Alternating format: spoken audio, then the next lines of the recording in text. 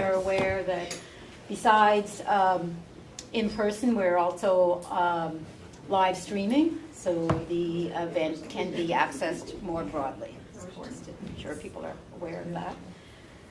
Yes, so thank you all for coming here to our Emancipate Your Mind community series that is a continuation. We've had it happening for a while, and this is our pause or closing one, kind of however you might phrase it. My name is Sylvia Paris-Drummond, and I work with Delmore Buddy Day Learning Institute. We have our office in Halifax, and we're part of the collaboration of folks who have been working together under an initiative called Together We Rise, and I'll say a little bit more about that from the notes I have here, but just wanted to give you that beginning context for the space and our time here together. So as appropriate, I want to begin with a land acknowledgement and an African Nova Scotia people's acknowledgement. I'd like to take a moment to acknowledge the lands and the peoples whose histories continue to shape this place. I would like to acknowledge that we are gathered here today in Mi'kma'ki, the ancestral and traditional lands of the Mi'kmaq people. We acknowledge the peace and friendship treaties signed in this territory and recognize that we are all treaty people. I also want to acknowledge the enduring presence of African Nova Scotians whose history in this province spans more than 4 centuries. Our ancestors arrived under many different circumstances, including enslavement, as Black loyalists, Jamaican Maroons, Black refugees, and later migrants. Through every generation, they built communities, created institutions, preserved culture, and laid the foundation for a vibrant African Nova Scotian communities we know today. As we gather today, we honor those who came before us and recognize the histories of Indigenous and African Nova Scotian peoples are distinct, yet connected through enduring struggles for justice, equity, and self-determination. It is in that spirit that we gather here today. I just want to pause and to acknowledge Senator Mary Coyle and thank her for being able to be present today with us.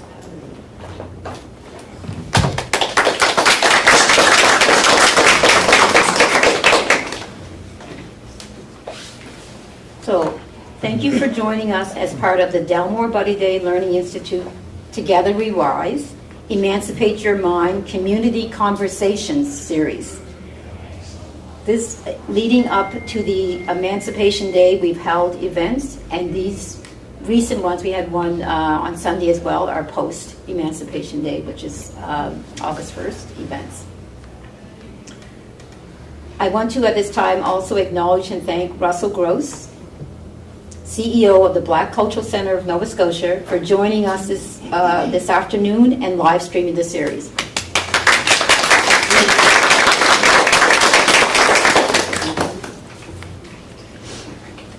Last year, the Delmore Buddy Day Learning Institute, DBDLI, launched this community conversation series to deepen understanding of the purpose and the significance of Emancipation Day. This year, we continued those conversations by bringing them directly into African Nova Scotian communities across the province.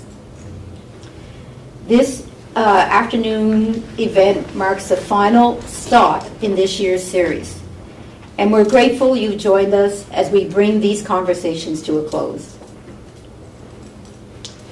To those of you here in person, thank you for showing up for this important conversation. To those watching online, thank you for joining us as we continue the work of disrupting anti-Black racism and emancipating our minds. And I encourage the folks online to be thinking as well as about questions or comments in the chat. It's available for that, and when we go into question period, we'll also be able to share any questions that folks have online. This year's theme, Living Afrocentrically, invites us to reflect on Afrocentric principles and their relevance to community well-being, leadership, collective responsibility, and empowerment. Our goal is simple: to bring meaningful conversations directly into African Nova Scotian communities, creating space for learning, dialogue, and connection. As we commemorate Emancipation Day, we also recommit ourselves to ongoing work of strengthening African Nova Scotian communities and building a more just future. So I'm going to introduce the moderator and panel. So it's my pleasure now to introduce to you this afternoon's moderator, Senator Wanda Thomas Bernard.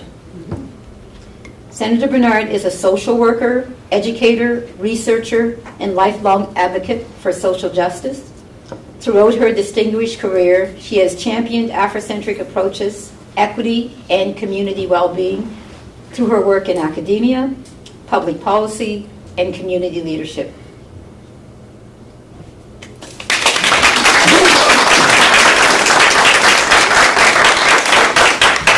Before I invite Senator Bernard to begin, I'd also like to introduce our panelists, who each bring unique perspectives, experiences, and a deep commitment to their communities. So I'll begin with the person closest to me on my right, Tara Reddick. Tara is an educator, community advocate, and lifelong learner from Antigonish, Nova Scotia, a graduate of St. Francis Xavier University with degrees in sociology and education. She is passionate about advancing educational opportunities, creating African Nova Scotian history and culture, and strengthening communities through education, the arts, mentorship. Through her leadership and community involvement, Tara is committed to inspiring the next generation while fostering meaningful connections across her community.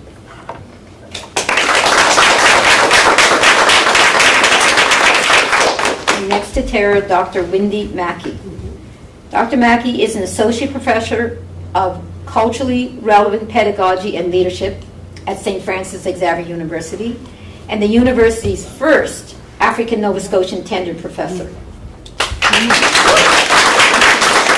An educator, mentor, and advocate for equity, she has dedicated her career to advancing culturally relevant pedagogy, supporting African Nova Scotian students, and strengthening connections between the university and surrounding communities. Last but not least, at the same time, Lorraine Day Reddick. Lorraine is the manager of the Dr. Agnes Caliste Academic and Cultural Center, and a proud member of the historic African Nova Scotian community of Upper Big Tracadie. A lifelong community volunteer and a member of Tracadie United Baptist Church, she previously spent 20 years as a student support worker. Through her leadership, volunteerism, and commitment to preserving African Nova Scotian history and culture, Lorraine continues to strengthen her community and inspire generations. And now I invite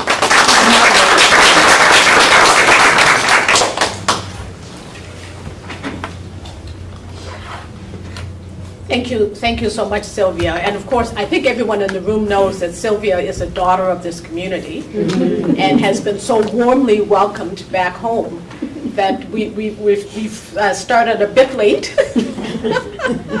But that's okay. That's what coming home is all about, isn't it? So I'm delighted to be here. It's wonderful to see all of you here, and those of you who are joining us virtually. We thank you. I want to thank Jennifer Desmond and Shannon Long. When Jennifer reached, Jennifer, just do a little wave. Jennifer reached out to me and asked if I would bring some remarks at the town's Emancipation Day event, which is happening this afternoon. And I said, I'd love to do that, but can we do something else? Can we tag on one of our conversation series in your community? And Jennifer graciously said yes, said let me reach out to the town. Shannon, step into the room and just say hello. Shannon Long from your town.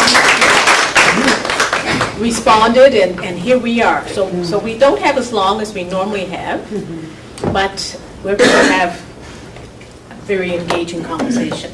So I thank you all for being here. I've said time and time again, Emancipation Day is not just a day. It's an action. It's an opportunity. It's an opportunity for us here in Nova Scotia to pause, to remember our painful past, to reflect on our present, and to prepare for a better future. And I think that those are the themes that we will explore in the time we have today. The two Afrocentric themes that we're using today are Kujichagulia, which means self-determination, and Ubuntu, which really means our collective liberation. So panelists, I want to start by asking about Emancipation Day itself and the theme Emancipate Our Minds. And I'd like to ask you, what does Emancipation Day mean to you personally? And how have you commemorated the day, or would you want to commemorate today? And I think I'm going to start with the youngest person on our panel, Tara. You're young compared to all of us. What does Emancipation Day mean to me? Well, I think Emancipation Day means to me is a point of reflection, a deep point of reflection. It allows me to really think about the past, but it also reminds me to think about the future. And although I thought about this today, and I as making a playlist for the barbecue, and I thought about songs, and I thought about struggle songs, freedom songs, but joy kept popping in my mind. And I remember at Xanabex when we did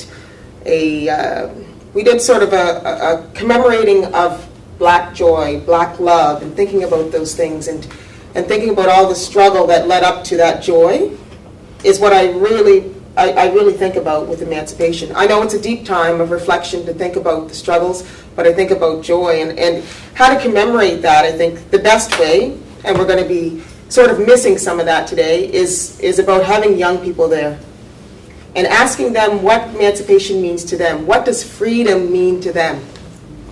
And I think that, when we get those spoken words, which in itself, young people, I feel, it's poetry. When they speak, it's natural poetry. And when you ask them about what Emancipation Day means to them, the youth, younger than me, we get a real sense of the feeling behind it, right?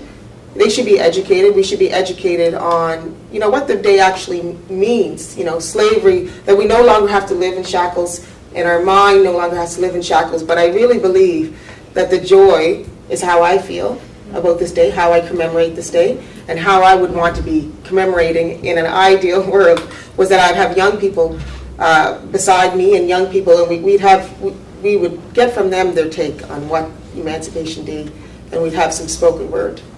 I love to feel that. So maybe we'll continue that at the barbecue. Yes. And we'll think about that, the journey, struggle to joy. But I'm anxious to hear that playlist. Well, now I gotta really Dr. Mackey, what about you? Oh, thank you. And I echo Tara when she said, this is deep. This is deep. And so I am African Nova Scotian. I was born in Halifax, Nova Scotia, but my father was born in the Deep South in South Carolina. And he was actually born on a former plantation where my grandparents worked their whole lives. And I got to visit. And I just really recently at a conference, I had this epiphany. And isn't it interesting that, as a young girl, my father made sure that I understood what the history was. When Roots came on, I think we were 3 or 4 years old, my twin brother and I, every day we had to sit in front of that television and watch that. But still, growing up, that happened to my father, where my father lived. And then visiting South Carolina and seeing the walls with the shackles still on them. And it wasn't, and isn't it interesting that, but though he grew up in South Carolina and I grew up in Halifax, Nova Scotia, the history is the same. The The history, I go to the waterfront in Charleston, it's the same as the waterfront here with the auction blocks. And so for me, emancipation is about remembrance. But because it's actually an official day right now, it's acknowledgement. Because as an educator, I still spend my years in teaching the true history of what happened. And I say this often, and I teach in the education of faculty. And so before you get to be a student of mine, you already went through K through 12, primary through 12 schooling, you already have a 4-year degree, then you come to me. And it's still a surprise, you know, whether the students are black or white or indigenous. You know, this is not something that's known, so we acknowledge it, but it's also about the education. And we can't hide it anymore. And I just like to, this quote just comes to mind when you answer that question from Nelson Mandela, and we think about what emancipation truly means. And he says, for to be free is not merely to cast off one's chains, but to live in a way that respects and enhances the freedom of others.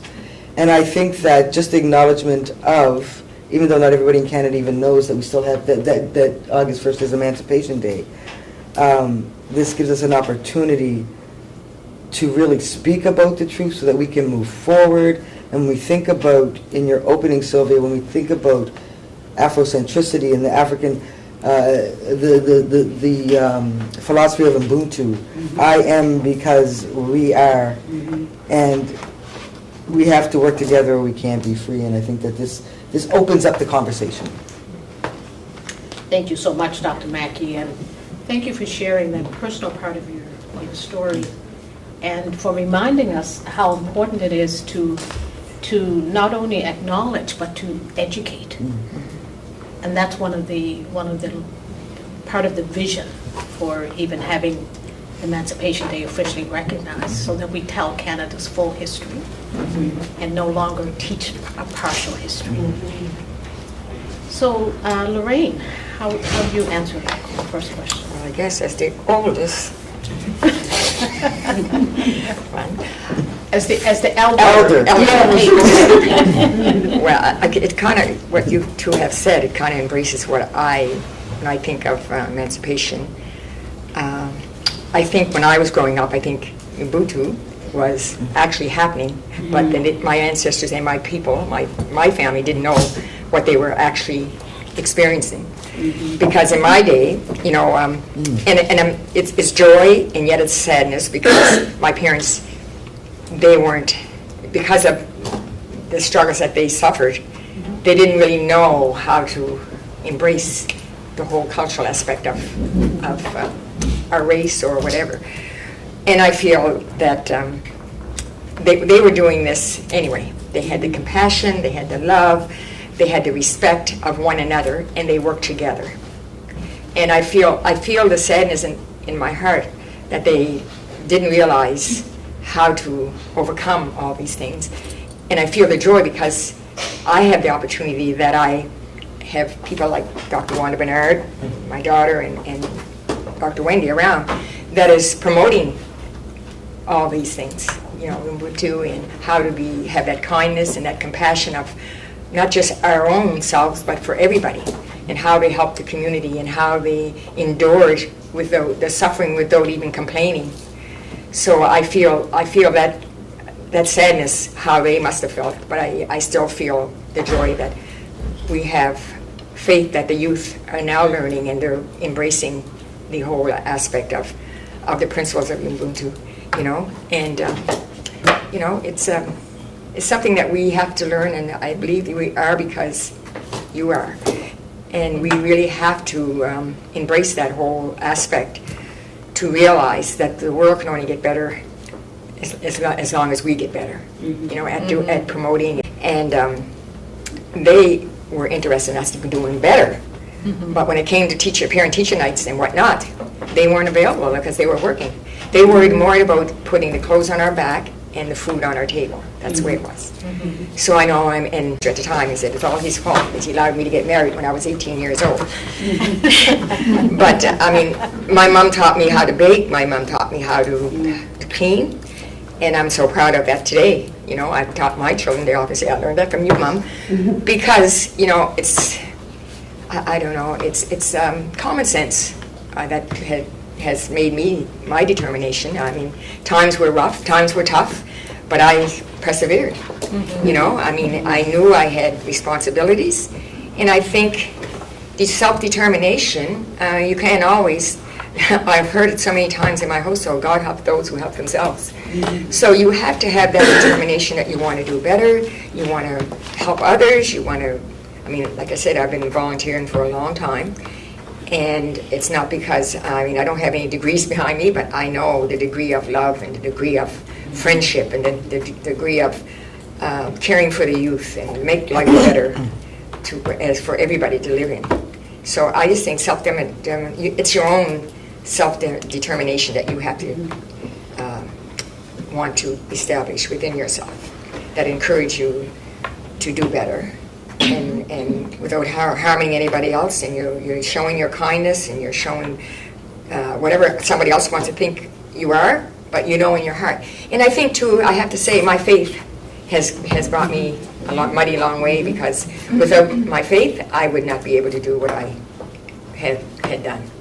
You know, So that faith and determination, the hard work, recognizing your responsibilities, you carried from one generation to the next. Yeah. People in the room may know this, some may not, but Tara is actually your daughter, so I want to ask the next generation in your family. It's fitting.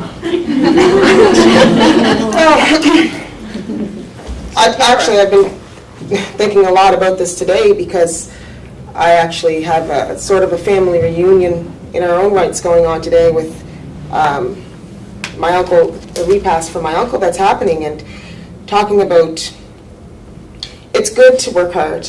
It's really good, but you know, I've been thinking about how blessed I am to be able to have that generation before me, but I think about the self-determination, about the individual accountability and the community accountability.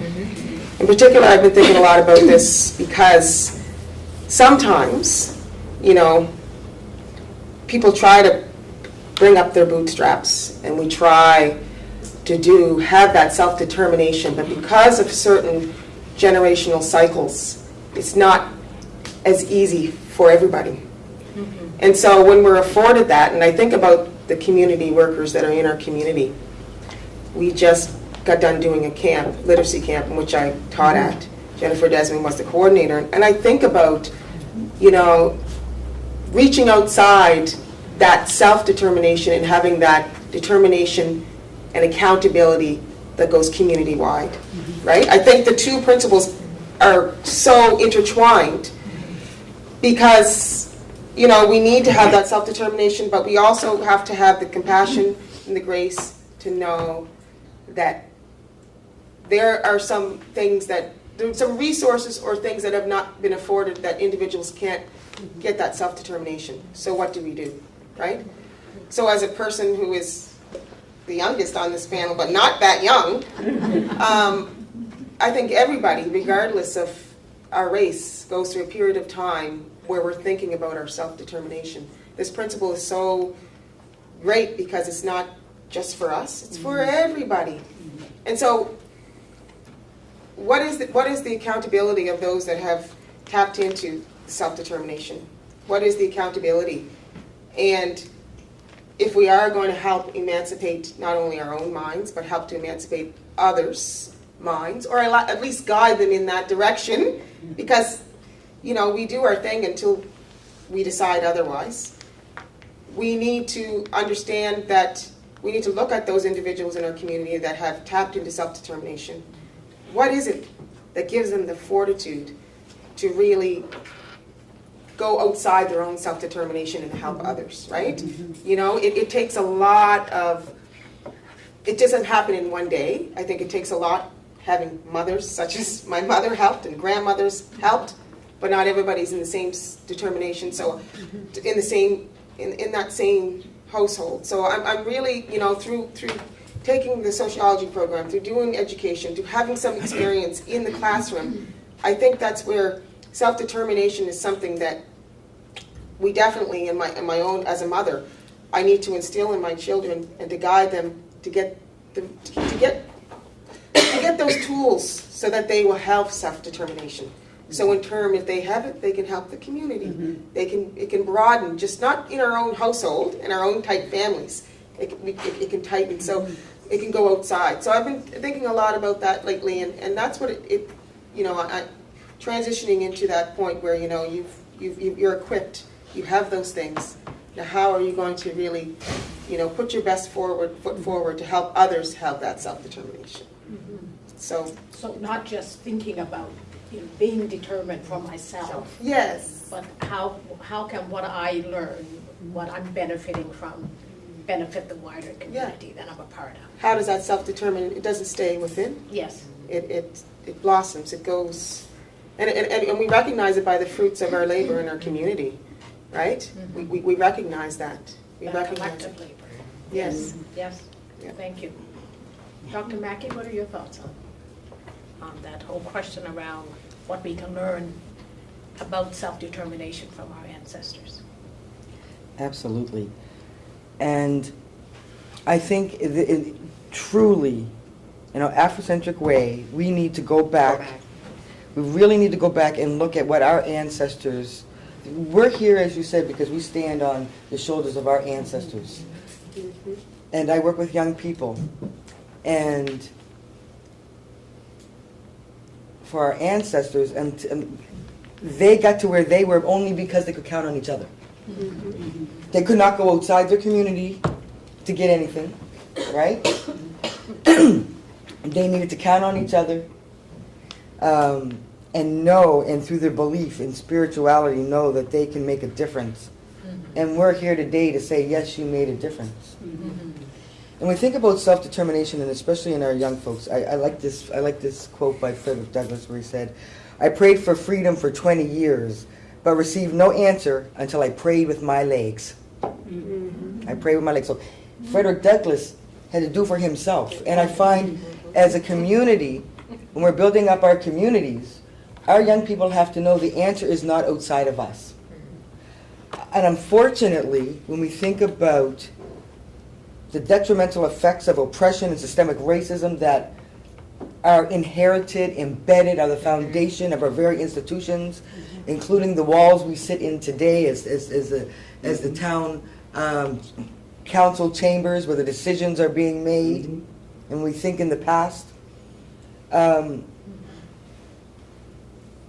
We have a lot of children that do not see themselves as that they can ever be successful.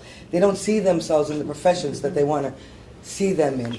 And it was interesting, I didn't give Sylvia, by the way, I didn't provide a bio, so thank you very much whoever wrote that bio for me. But it's just, when people look at, oh, Dr. Mackey has 4 university degrees, she's now a tenured professor, associate professor, the only African Nova Scotian professor at St. FX University.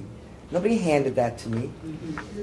And I couldn't expect, I'd be still waiting, I'd be still sitting on Main Street, in North End, Halifax, if I was waiting for somebody to give me the opportunity to be Dr. Mackey. And because of everything that our students are going through, then my mission in life through God is to make sure no student has to go through what I've gone through. And it's a shame because in some ways it's a lot worse right now. But I find with our children, they don't realize that it is within them to be successful. It is within them. We're always looking for somebody else to support us. Somebody say, oh, well, we're the oppressed people, so we need somebody else to help us. Yes, we are oppressed, and we will continue to be oppressed until our people stand up and say, hey, we are brilliant. And I have to say, for the purposes of this panel, my community is St. FX. So my community is St. FX. And my work encompasses ensuring that our black students find confidence in themselves, know they're brilliant, and in doing so will be successful. And I know that I will have to, I make it I was traveling with a student all morning. And she says, she had said something, she says, don't you remember how we met? And I said, no. She says, you saw me at the campus tours. That's how we met. I said, you know how you are with all the black students around here. If I see a black student, I'm stopping. I'm saying hello. I'm introducing myself. And I let them know, I'm here for you.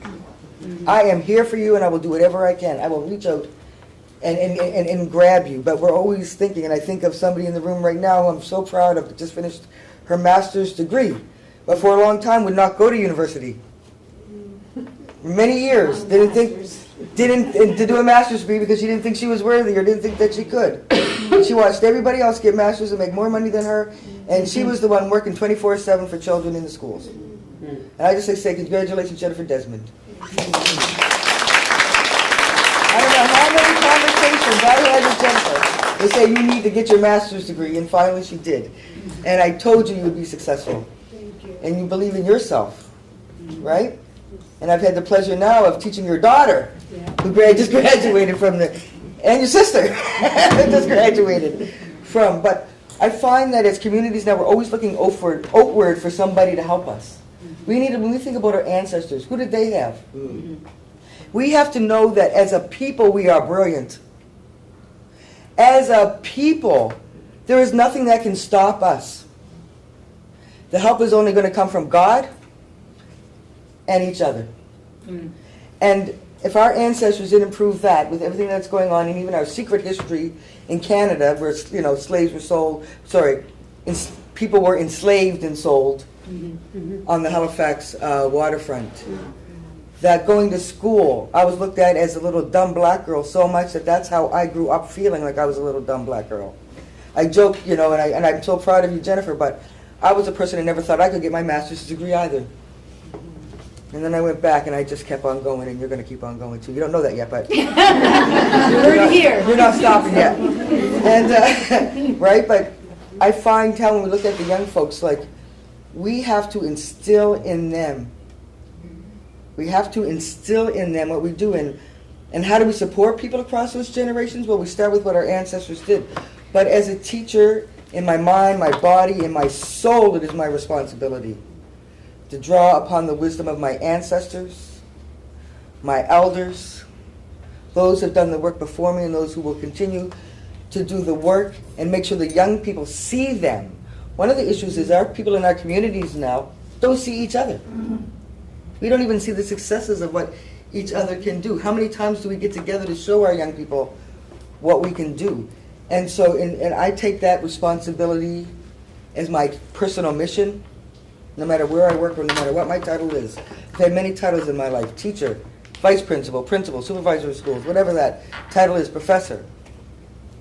My job is to make sure that the folks around me know that they can do it through education, through love. What I've been blessed with now, they need to know that they can do it. And already my students here are going to surpass me. I have no doubt about that. But if our ancestors could make it, and what they had to go through, what's stopping our people, we need to know and instill our brilliance in our own people. And so that we have what it takes. Thank you so much, Dr. Mackey. And when I think, as I'm hearing you speak and speaking about not just your own journey, but the journey of the people that you come in contact with, and the message that comes to mind is lift as you lead. Amen. Or as I think Angela Davis once said, lift as you climb. And so if we're bringing someone else along, that's very important. It's an important part of the work. I'm conscious of time, and so I'm going to ask if there are any questions from the audience at this point, and also for those watching online. If you have a question, you can put it in the chat. So we'll pause, and then I'm going to, so while they're thinking about their question, I'm going to pause, share my question with you, but I don't want you to answer yet. Okay. I want you to think about it in case there's someone else that has a question that may be a more important question than mine. You've all linked the two themes, Kujichagulia and Ubuntu. And so what I want to ask is, how can those themes, Ubuntu and Kujichagulia, together strengthen Black communities, especially rural Black communities, who are facing real barriers, geographic barriers, economic barriers, social barriers, and of course our community face racial barriers no matter where we are. So what are some things that can be done? How can Ubuntu and Kuchakalia together strengthen the mission to address those? So that's the question, just putting it out there. Now, any of you here have a question? Yes, I have a go question. ahead. Yeah, when you were talking Nice and loud so the live stream can pick it up, thank you. When you're talking about self-determination and how is it that people want to share it with others and not just keep it to themselves, I'm curious what your thoughts are on whether we're born with that sense of self-determination. Like, does it come from birth? Like, do you feel it young? You know, is it ancestral? Is it a spirit?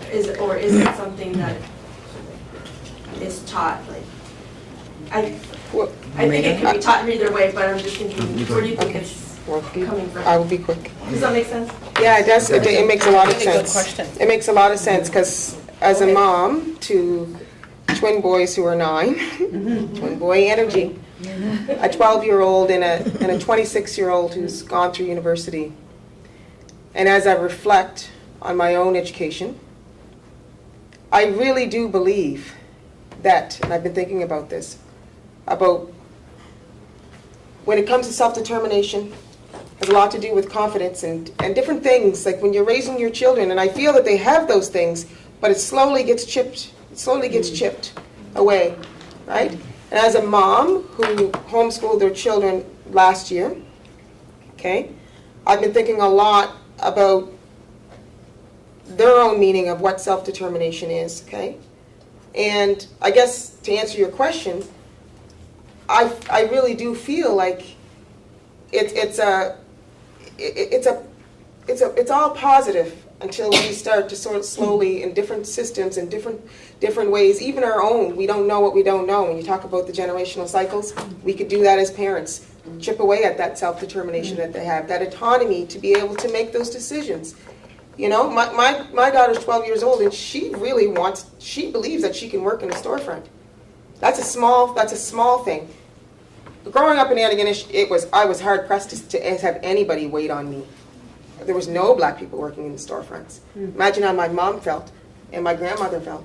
That self-determination was there. It's those systems and it's those things that we see in the environment that plays on them. Of course, it's all, you know, people talk about having a growth mindset, right? Having a growth mindset, right? I think kids, if you get kids are all about the growth mindset. Why they don't have the growth mindset anymore? Well, we really have to reflect as adults and the people that have gone through, that have their self-determination chipped away, that are now teaching in the schools, okay, this is the way that it's supposed to be. I mean, I don't know if that answers your question, but I really do feel like we do have, at the very core, we have that sense of self. Okay, but there may be some things, intergenerational trauma and things that happen, but I think it can all just be positives and build on that self-determination. I mean, that's my thing as a mom. I feel like, you know, I have to be very, very mindful, you know, instead of saying, you know, oh, you're going to have a hard time transitioning back to school. No, I think you're fully equipped to be in school. I think you are fully equipped. I think you have your own mind, right? And I think that, you know, it's a process, not only in our parenting, it's a process in our being subject to the educators that they have been subject to. But I mean, I think you're trying to say, are we born with this, or is it something that can be developed? I truly believe that it can be developed, yes. But I think we have to be mindful of how we chip away at kids' self-determination. Thank you so much. And I know everyone wants to answer. I know.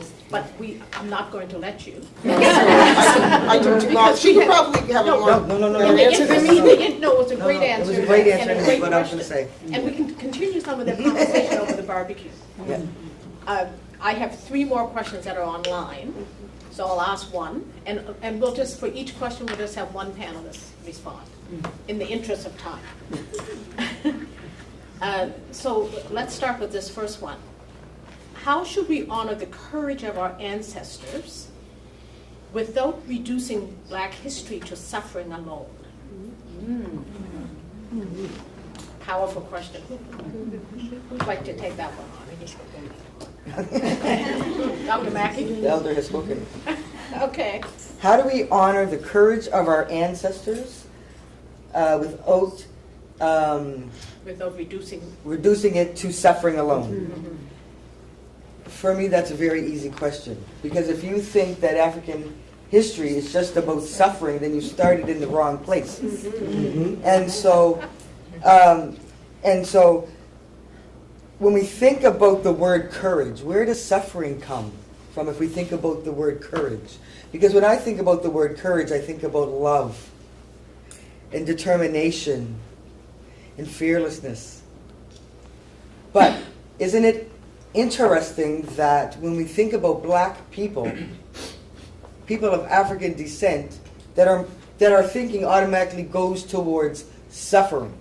And I think that's really the issue. Because when we think about black history and black heritage, we do need to go back to the beginning. We are brilliant. We are royalty. We are here through royalty, kings and queens. But why is it that that's the history that people don't understand and want to go from the history that doesn't start with the people of Africa, but starts with the white folks that enslaved them? That's where the suffering comes from. And so I think that we need to keep that word courage, and we need to add the word, another C word, celebration. And we need to go back to the word that I think that Tara started off with, which is joy. Why are we not celebrating these things? Thank you so much. There's a lot of questions online, so I'm going to apologize to folks now to say we won't get to them all. I do want to ask if there's someone else in the room that has a question. Anyone? Everyone else in the room is shy? People online aren't. More free. So here's another. So this one is for you. How do we transform Emancipation Day from an annual commemoration into a year-round commitment to justice and community building? Well, I guess I can go what Dr. Wendy has said in regards to celebration. I believe that we should, it's not just our responsibility, it's a community responsibility. And I think if we embrace the qualities or whatever of Ubuntu, knowing that I've written off a few things, that person is a person to other persons, and realizing that, I am because of you, and I think having that responsibility, that compassion of cultural aspects, how you want to see your community, whether it's a community that you were from or a community that you live in, having that solidarity of coming together as one, and the respect that we should have for one another as people. I think that's something that we should look at very deeply. For me, my character means more to me than anything. So I don't care what other people think of me, but I like people to think that I am who I am. So there's no false. You see what you see, and you get what you get. And I believe that having that respect for one another, I think we can build that community. And I don't mean just the community, as a whole. I think we have it, is coming together as people and realizing not just because of your skin, it's because of humanity and who we are and who we want our society to be. I mean, there's so much. I mean, we just had a homecoming, like you said. We were surprised that it wasn't just our own community, our immediate community that came together. It was folks that live in Toronto, live in Halifax, and perhaps never grew up in Upper Big Tribe, but they have that relationship of one another. So, that was just a time. But why can't it be year-round, that we come together and share and do things and be respectful of one another and understand that it can only be as good as we want it to be, And I think that's the attitude that we have to have in order to continue on. These things come once a year, African Heritage Month, and we used to say always in the school, you don't have to wait till after Heritage Month to bring me in the classroom. You know, it can be the whole year round. Same way with Emancipation, or whenever you want to have a celebration. We can gather up in Chisholm Park. We can gather up in Upper Detroit. And I think this is what we've set ourselves so much off not letting the other community come in. We need to open up and let other people come and say, well, why don't we have, when I grew up, we had picnics, at our church picnics. And it was wonderful. People came from all over. We don't have them anymore because of the financial aspect, but this is something that draws people together, you know? And I think that's how we can have it the year-round stuff. Yes, yes, well, thank you. Yes. So I'll go back now to the question I posed about how Ubuntu and Kujichagulia together can strengthen rural Black communities. And Dr. Mackey, why don't we start with you this time? All right. And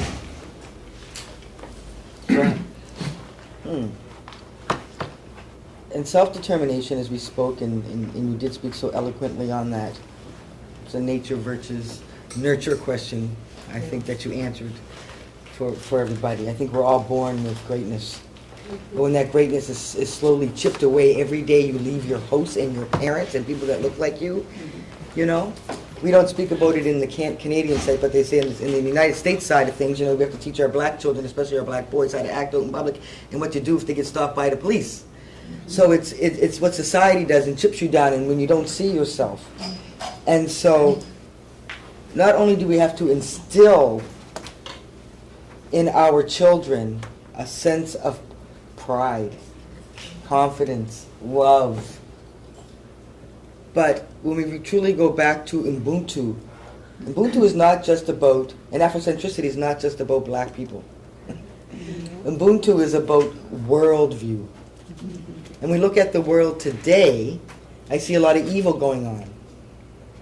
And things are even almost worse for folks with Black and brown skin that are going on in the world right now. And so, but we ourselves, we have to instill it, we have to depend on ourselves. I depend on these ladies beside me.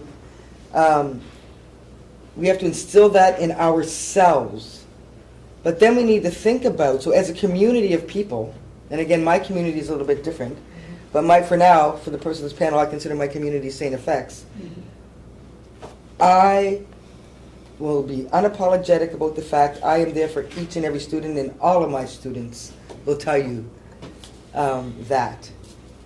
But I'm also very mission-oriented and attentive to my Black students, to the point where my job is 24 hours a day because I need to make sure. But am I doing that just for them? I'm doing that for everybody because I'm teaching future teachers. I need every teacher, no matter what the color, as I say to my students, I don't give you pink, polka dotted, green. I'm sure you heard me say this a lot of times, right? When we go in that classroom, it's about love. How can we love one another if we don't value one another as people? We cannot value one another as people unless we truly understand where our thinking comes from. Why are we in a place today where Black people and Black children are on the lower end of the academic scales?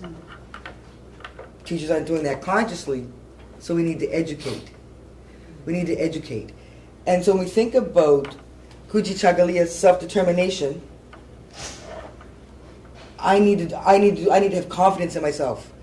You can't pull up your bootstraps if you don't even know you have bootstraps, or because of what society has done for you, you can't even go to the store and buy the boots, right? We are not all the same. We are not all the same. We don't all have the same starting positions when we think about equitable treatment.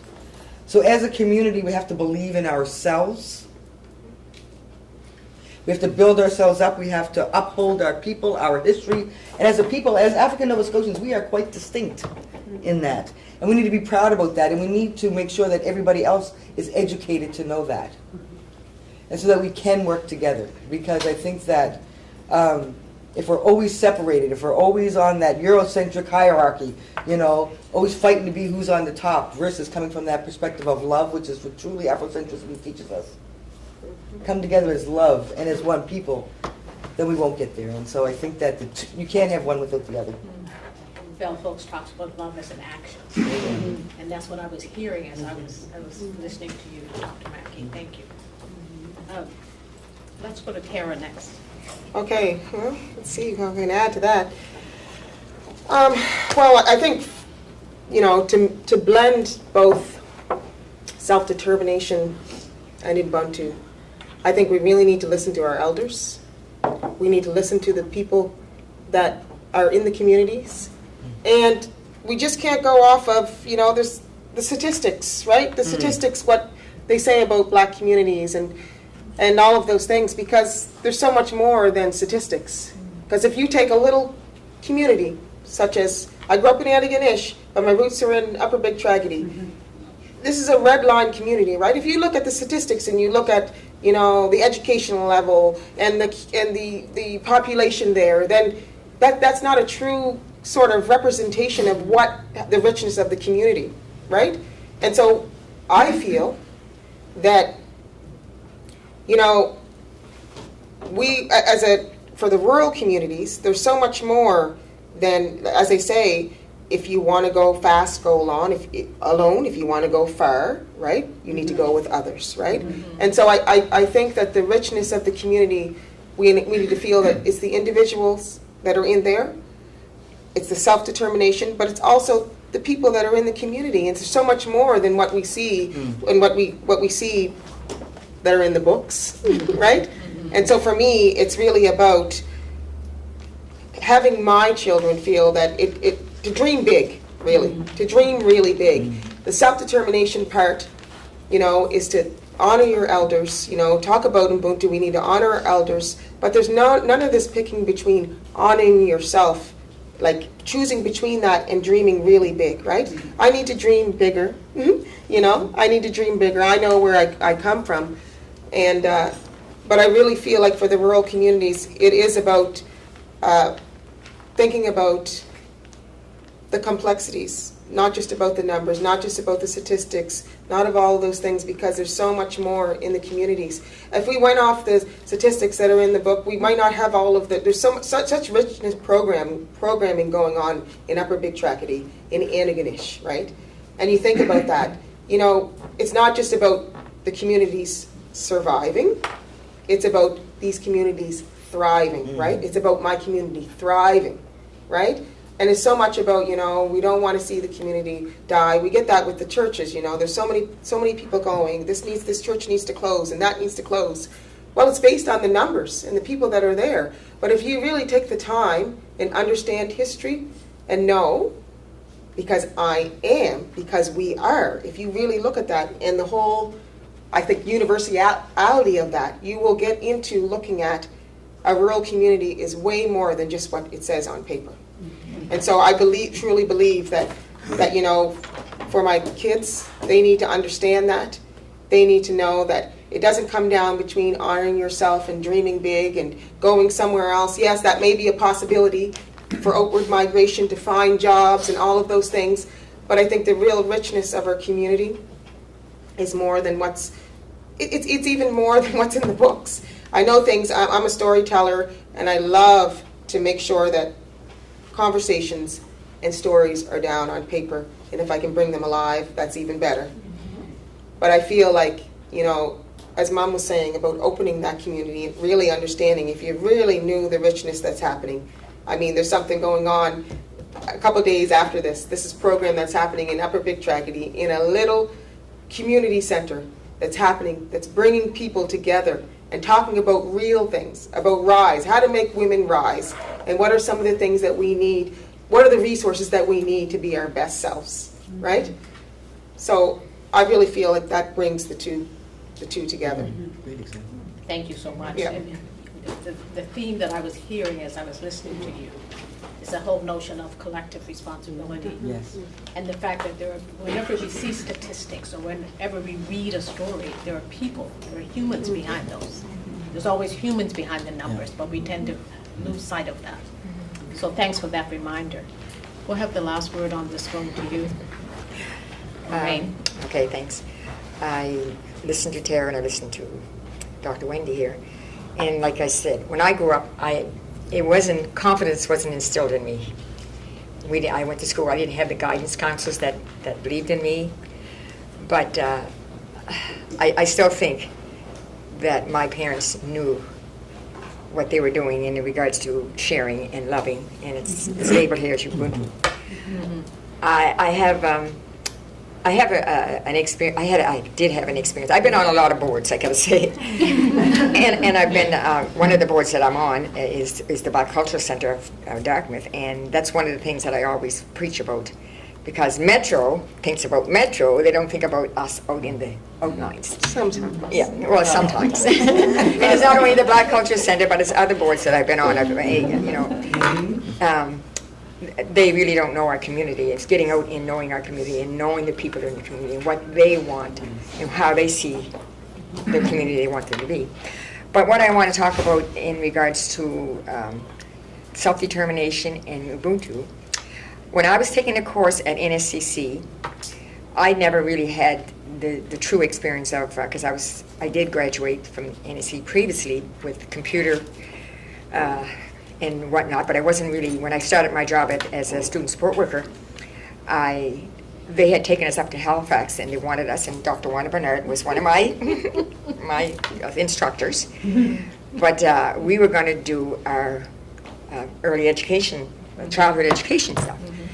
But it was online. I've never really did a course online in my life, coming from high school or whatever. So I tossed and I turned, and after you took us up there, I understood what we had to do. But I tossed and I turned, and the time in bed, and I said, I don't know, I don't think I can do this. And I called my one that was this one at the end of the table here, Mrs. Harris. And I told her that I was going to withdraw from the course. I said, I don't think I can do it. She told me, I didn't put you in this course, and I'm not taking you out.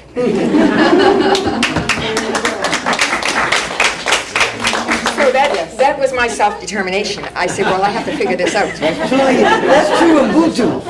Yes, and that's what I was thinking. I was saying that it is. It was self-determination. And it was, so I went back I was at the high school, and I didn't really have an office at the time until I had to fight for an office. So I was up in the secretary office, into the librarian's office, and she let me use her desk.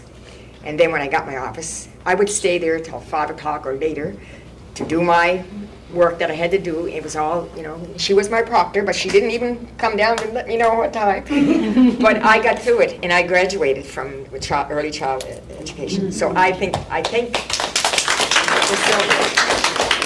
for doing that, and I think that was my self-determination. I knew I had to do that. I had to finish what I started. They helped you finish with what that I started. self-determination. Yes. They helped I you. had to finish what I started. Because we Yes. Yeah, we are. So that's my story, and I'm sticking to it. Thank you for sharing that. Yes. Yeah. Yes. Thank you so much for sharing that. We are really out of time, so I'm going to just thank you all. Thank you all, and hand it back to you, Sylvia, for some final comment.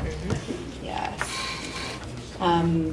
Yes, thank you all. Thank you, Senator, for stewarding us to this conversation and weaving the threads together in pieces that really help storytelling, right? To help our story be there. Before I just make a few collective comments, I want to acknowledge, see in the corner of our eye, the mayor who's here, Sean Cameron. Thank you for being present. And hearing this discussion about Ubuntu, we talk a lot about Ubuntu where I am, in the space where I work, and it's so important that we understand the importance of humanity and human beings and how we are all entwined in each other's life, and we've heard that. Something that came to mind, popped in when we were speaking about the different things, and this is from the son, a son connected with UBT. And it is what I often hear him say, is it is not what you are called, it is what you answer to. Paul Ash.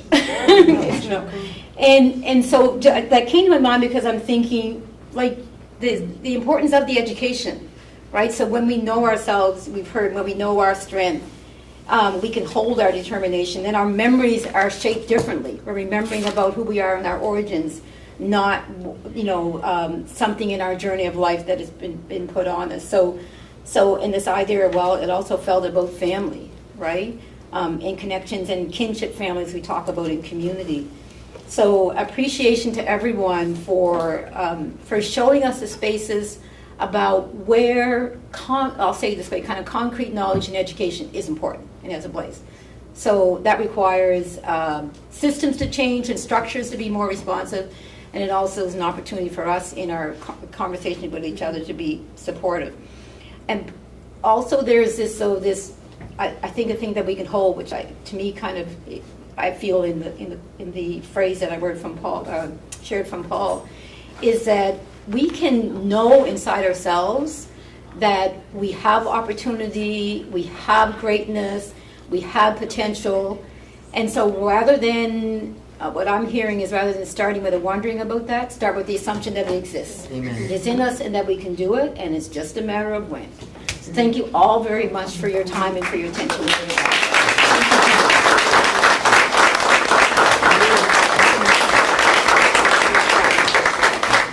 There's a post announcement that wants to be made about the next event. Sure, thank you. Senator, I appreciate the people and board members.